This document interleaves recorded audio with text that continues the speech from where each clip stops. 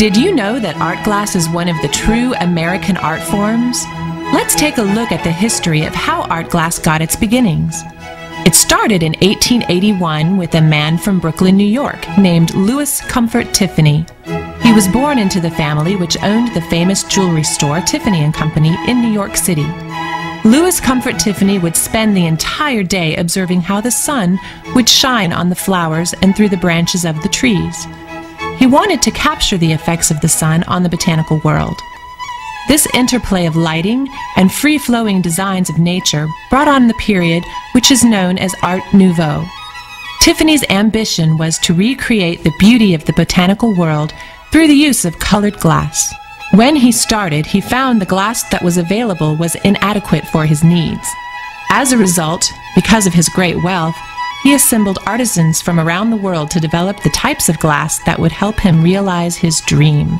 He innovated a technique of ladling molten glass onto a table that would then be rolled out onto flat sheets with steel rolling pins. These sheets of glass were the building blocks for which all designs could be made. Color experimentation led him to mixing precious metals, such as gold and silver, to create exotic colors like orange, red, and yellow.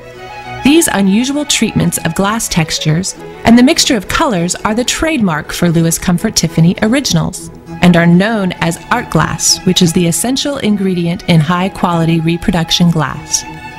Quoizel has captured the beauty and the standards laid down by Louis Comfort Tiffany in the creation of the Quoizel collectible, not only to be appreciated by seeing its beauty, but to be cherished as an heirloom for a lifetime. Hello, my name is Todd Phillips, president of Quoizel. Art glass lighting has proven to be the most dynamic and exciting signature category for Quoizel for many, many years now. Art glass lamps are also known as Tiffany lamps because they were produced by Louis Comfort Tiffany back in the 1800s. However, the only pieces that can be called a true Tiffany are the ones made by Louis Comfort Tiffany, and you'll know that by the labels that are inside each of those shades.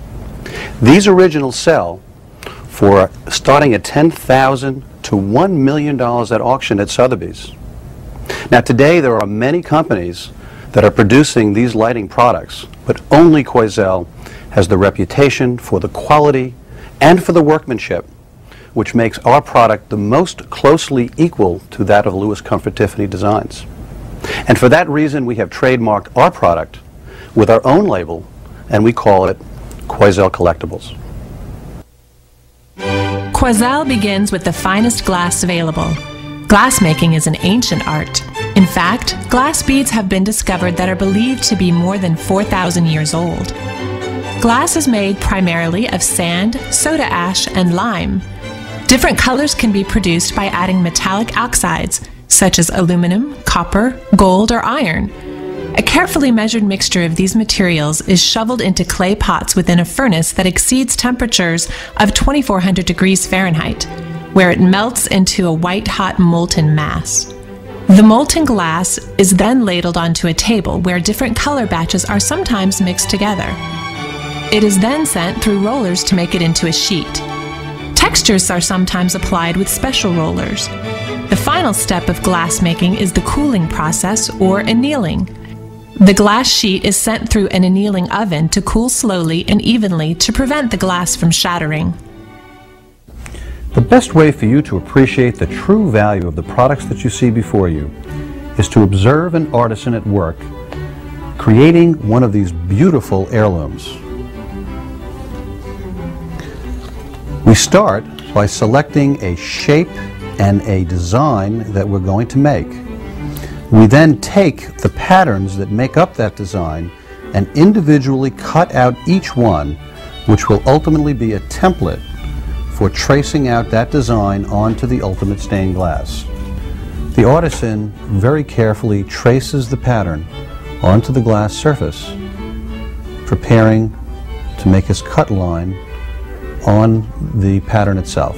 The next step is to score around the very detailed lines of the pattern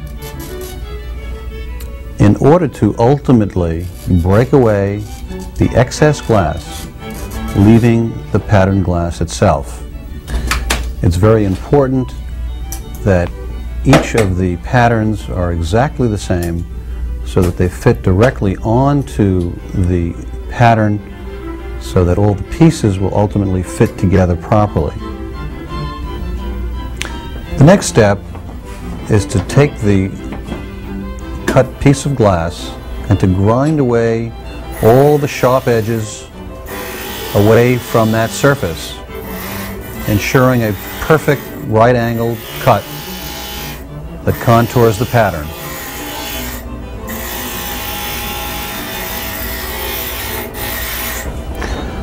Once the piece is completely ground, it is then placed onto its respective template to make sure that it stays within the lines of that pattern.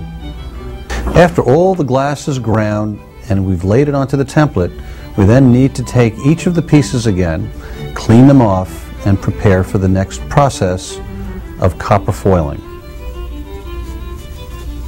This is a process whereby we use a copper foil to surround the glass in this metallic surface that allows us to connect all the pieces together.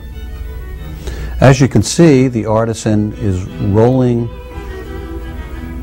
the copper around the contour of the glass very carefully, making sure to keep the copper foil centered, allowing him to later roll over the edges and burnish the copper foil down so that we can get the adhesion that we need between each of the pattern pieces.